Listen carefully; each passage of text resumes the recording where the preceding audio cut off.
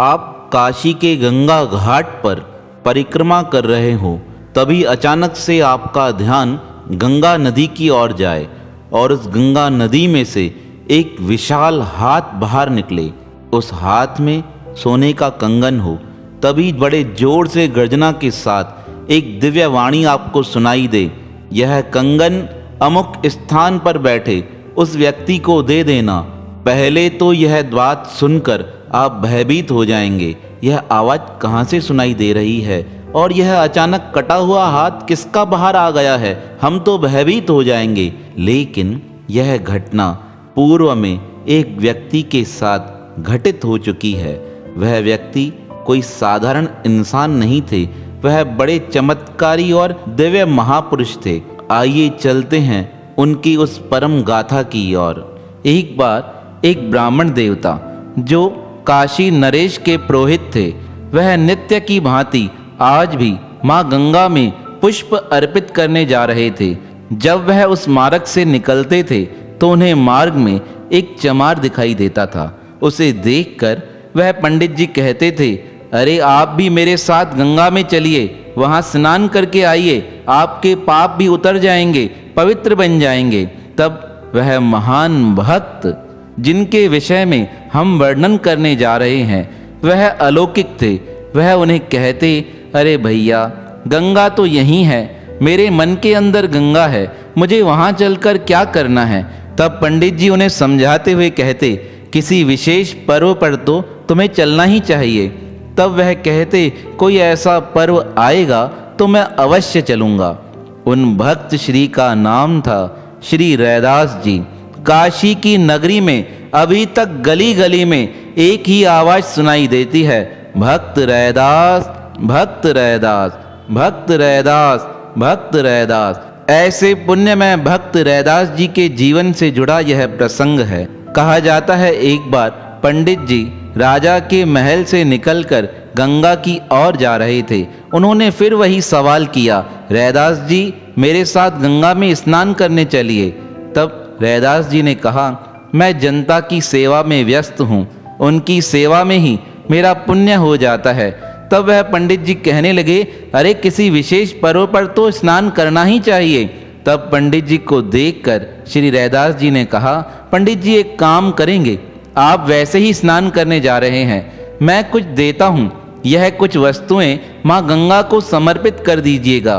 तब इस प्रकार कहकर श्री रैदास जी ने 2 केले उठाकर पंडित जी को देते हुए कहा, यह माँ गंगा को समर्पित कर देना। पंडित जी वह केले लेकर गंगा के नज़दीक पहुँचे। उन्होंने पहले राजा के पुष्प माँ गंगा को समर्पित किए, फिर श्री रैदास जी का नाम लेकर वह दोनों केले माँ गंगा में प्रवाहित कर दिए। जैसे ही माँ गंगा के जल में वह केले गिराए गए, तभी अचानक से एक अलौकिक चमत्कार हुआ, जिसे देखकर सब हैरान हो गए और पंडित जी की तो आंखें फटी की फटी रह गई।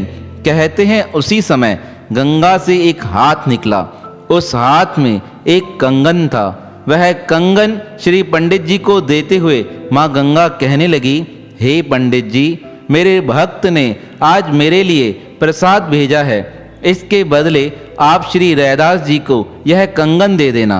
अब पंडित जी वह कंगन लेकर गंगा से बाहर आए। उस कंगन को देखकर उनकी नीयत में खोट आ गई।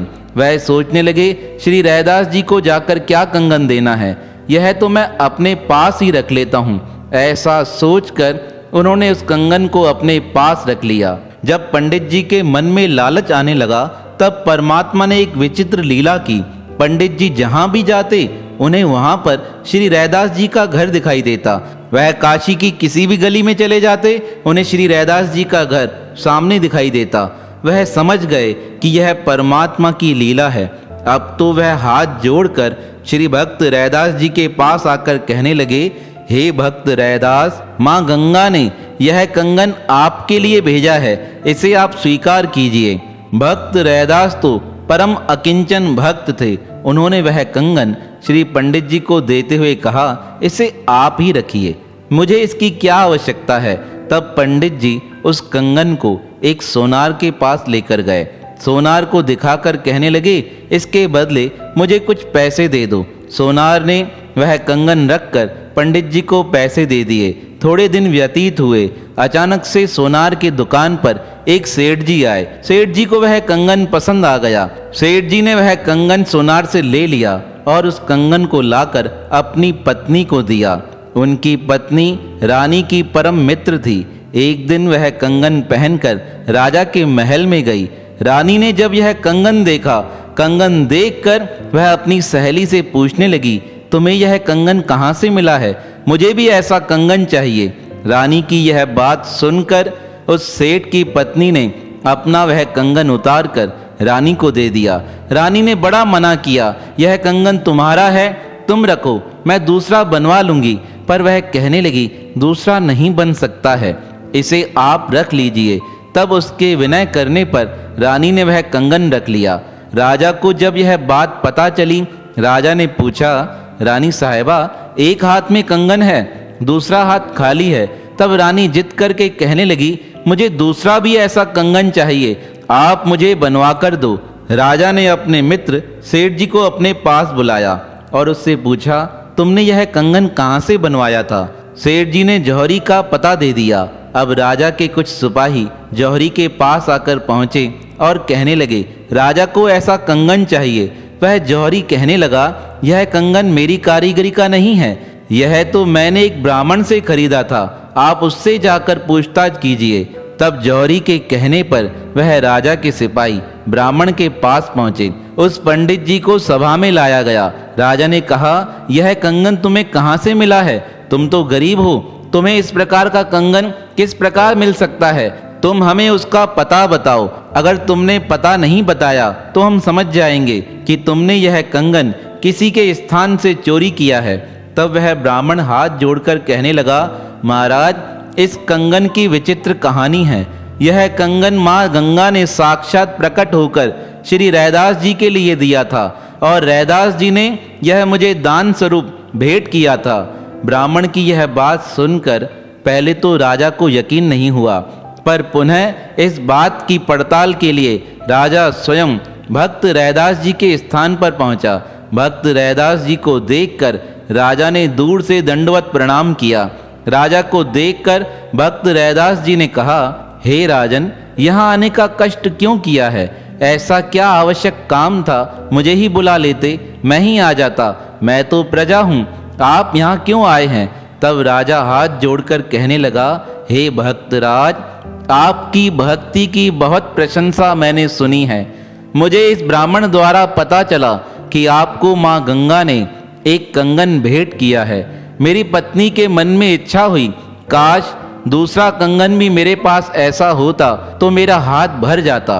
राजा की यह बात सुनकर भक्त रैदास जी मुस्कुराते हुए कहने लगे, राजन, मैं ऐसे चमत्कार नहीं करता हूँ। यह तो माँ गंगा का आशीर्वाद था जो उन्होंने स्व इच्छा से मुझे प्रदान किया। पर यह बात तो ब्राह्मण ने मुझे बताई थी। ब्राह्मण की इस बात पर तो मुझे भी कभी कभी संशय हो जाता है। तब वह राजा जिद करते हुए कहने लगा, हे भक्तराज, मैं आपकी शरण में हूँ, आप दया कीजिए। मुझे पता है आपका मन बड़ा पवित्र है, आपके स्थान पर ही गंगा बहती है। अब आप कृपा कर मुझे एक दूसरा कंगन भी प्रदान कीजिए। राजा के इस प्रकार विनय करने पर पहले तो भक्तराज ने बहुत मना किया, पर राजा का प्रेम संत रैदास जी के प्रति अटूट था। तब उनके प्रेम को देखकर भक्त रैदास जी ने एक विचित्र चमत्कार किया। जिस स्थान पर बैठकर वह जूते चप्पल बनाते थे, उस स्थान पर बैठने से पहले वह एक टाट की बोरी बिछाते थे। अब भक्त रैदास जी ने क्या किया, उस टाट की बोरी को थोड़ा ऊपर उठाया। जैसे ही थोड़ा ऊपर उठाया गया, नीचे से पानी बहता हुआ दिखाई दिया। यह देखकर राजा की आंखें खुली की खुली रह गई। वह देखने लगा, इतना पानी इतने वेग से कहाँ जा रहा है। तब भक्त राज ने उस पानी के अंदर अपना हाथ डाल दिया और जैसे ही हाथ डाला, वहां से एक कंगन और निकल आया। उस कंगन को देखकर राजा हैरान हो गया। कहने लगा, महाराज, यह क्या है? यह किस प्रकार प्राप्त हुआ? तब भक्त रैदास जी कहने लगे, जिस गंगा के लिए लोग वहाँ जाते हैं, वह गंगा स्वयं चलकर मेरे स्थान पर बहती है। मैं गंगा मैया के ऊपर बैठकर ही यह सारे कार्य करता हूँ। वह मेरी माता है, उस माता ने अपने गोद में ही मुझे स्थान दिया है। जब सब लोगों ने यह चमत्कार देखा, वह सब वहाँ एकत्रित हो भक्त रैदास जी की जय जयकार करने लगे। वह ब्राह्मण देवता दौड़ते हुए भक्त रैदास जी की शरण में आ गए और कहने लगे, भक्तराज आप धन्य हो, मैं आपकी लीला को पहचान न सका। अज्ञानवश यह कंगन देखकर मेरे मन में लोभ आ गया था, पर उस समय परमात्मा ने मेरी रक्षा की। जब मैं वह कंगन लेकर आपके स्थान पर आ रहा था, मेरे मन में लालच होने के कारण मैं घर जाने के लिए तैयार हुआ, पर अचानक से परमात्मा की कृपा से मैं जिस गली में जाता था, मुझे वहाँ पर भक्त रैदास आपका ही घर दिखाई देता था। ब्राह्मण की यह बात सुनकर लोगों का विश्वास भक्त रैदास जी के प्रति और अधिक बढ़ता गया। इस प्रकार अब तो सारी काशी नगरी में भक्त रैदास जी का जय जयकार होने लगा। तो परमात्मा किस प्रकार समाज में अपने भक्त को प्रकट करने के लिए अनेक लीलाएं करते हैं, ऐसे भक्त वसल भगवान के पावन श्री चरणों में हमारा बारंबार प्रणाम है, प्रणाम है, प्रणाम है।